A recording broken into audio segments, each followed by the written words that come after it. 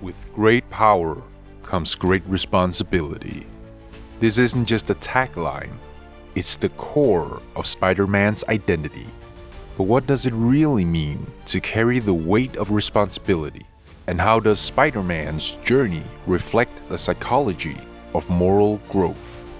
Today, we're digging into Spider-Man's psyche, his guilt, his sacrifices, and his struggle to balance between being Peter Parker and Spider-Man. Using Lawrence Kohlberg's stages of moral development, we'll break down how Peter evolves morally and emotionally, and why his story resonates so deeply with all of us. Welcome to Unmasked.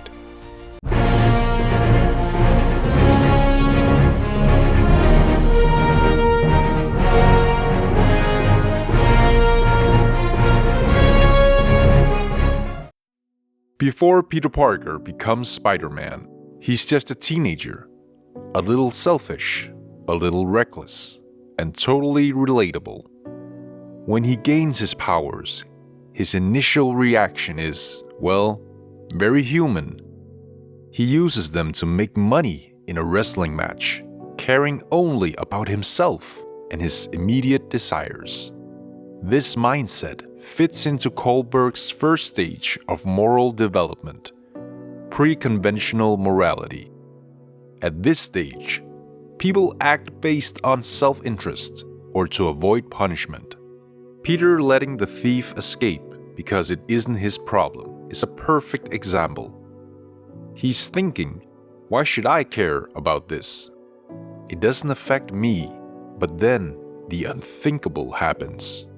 Uncle Ben is killed by that same thief. This moment changes everything.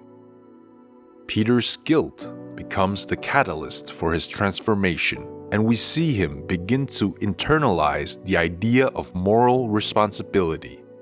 It's no longer just about avoiding punishment. It's about doing what's right. Uncle Ben's death forces Peter to take a hard look at himself. And for many of us, this is where moral growth begins. Not from perfection, but from failure. Peter learns that his actions, or lack of actions, have consequences, and he vows to never make the same mistake again. As Peter embraces his role as Spider-Man, he enters Kohlberg's second stage, conventional morality. At this stage, people are guided by social norms and the expectations of others. For Peter, this means living up to Uncle Ben's values, always protecting others, even if it costs him personally. But here's the twist. Society doesn't always see Spider-Man as a hero. J. Jonah Jameson calls him a menace. The police often chase him, and even the people he saves sometimes question his motives. This tension between doing what's right and being misunderstood creates a profound psychological burden for Peter. He's living out his moral principles, but he's also deeply isolated. And that isolation raises a critical question. Can responsibility become a prison? For Peter, the answer is yes. But he keeps going, not because of external validation, but because he's driven by something deeper. As Peter matures, he enters Kohlberg's third stage, postconventional morality, where actions are guided by internal principles rather than external rules or expectations. For Spider-Man, this is where we see him make his most painful choices. He doesn't pursue a relationship with MJ, not because society forbids it, but because he knows that being Spider-Man puts her at risk. He sacrifices his own happiness to protect her.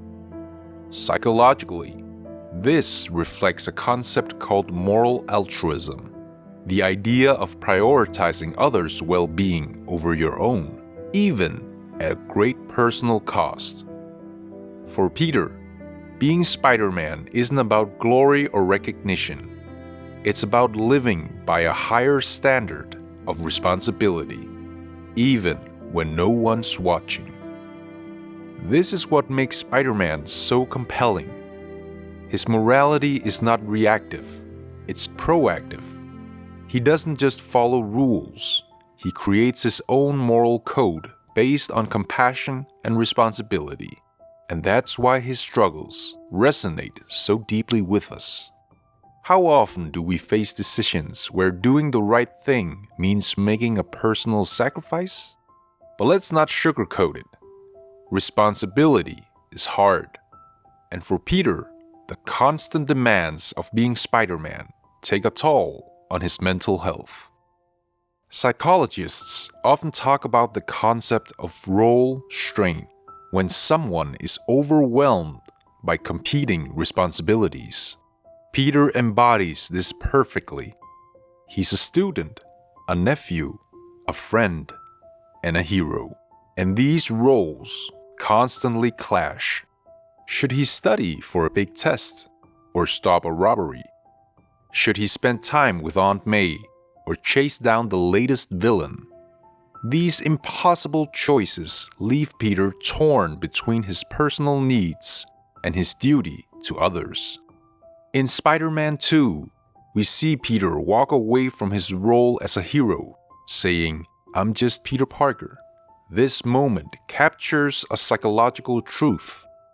Even the most responsible people need a break. Responsibility is a burden, and without balance, it can break you. But what makes Spider-Man so inspiring is that he doesn't stay down for long.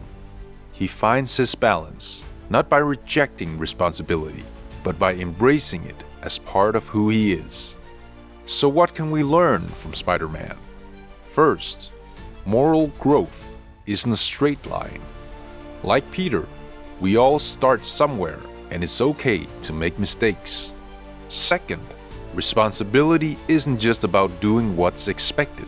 It's about finding your own moral compass.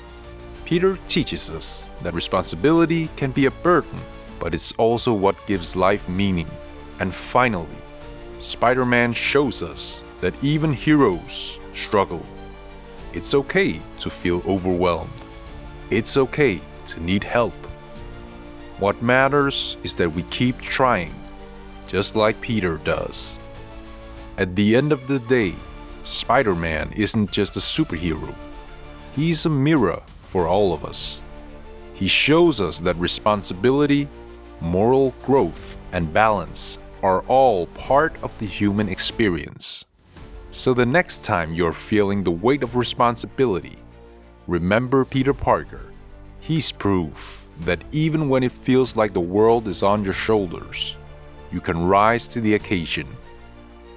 Thanks for watching, and if you enjoyed this deep dive into Spider-Man's psychology, don't forget to like, subscribe, and share your thoughts in the comments.